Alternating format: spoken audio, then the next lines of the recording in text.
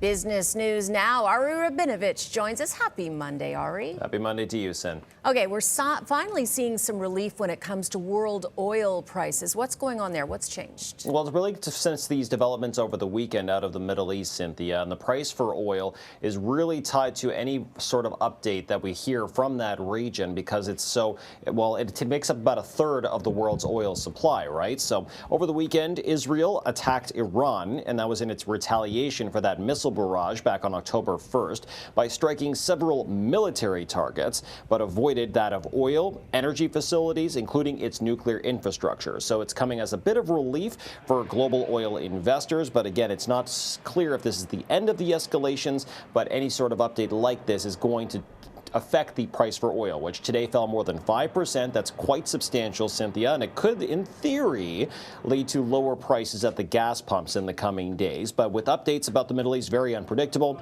it's hard to know the path forward for oil at this point, but definitely a sigh of relief. All right, good to know. Now turning from oil to the machines that rely on oil. We're learning today about one giant automaker's financial situation. What can you tell us about Ford? Well, like you said about the machines that rely on oil, a lot of the investors' worries now about Ford Motors is the cars that don't need traditional gasoline, Cynthia, those electric vehicles. So last quarter, Ford actually did impress investors with better than expected revenue and earnings per share, essentially profits.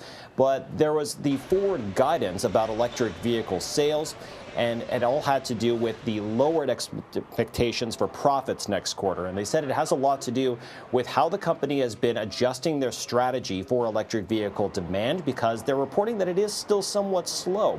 But that pales in comparison to what we heard last week from Tesla, Cynthia, with that blowout earnings report, which actually saw Tesla signal that there was a lot of EV demand on the way this year and next year. So it's a bit of a contrast. It's unclear if this is more of a market sentiment or by a case on which company you're looking at.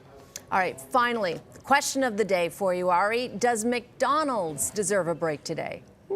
I'd say it's about time to cut them some slack. It's been a bit of a rough week for the company as far as, well, the drama, let's say, because they couldn't sell the quarter pounder in the U.S. in some states.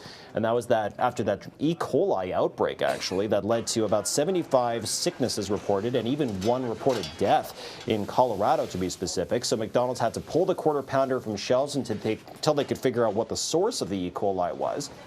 Now, the U.S. Food and Drug Administration is still investigating, but they've determined it is not in the beef patties. It is in the onions, more than likely. Those onions have been pulled from shelves. And just a reminder for our viewers that McDonald's Canada has confirmed that none of the restaurants on this side of the border are affected. But it's good to know that everything is back up and running now, Cynthia. And McDonald's, by the way, reports earnings tomorrow.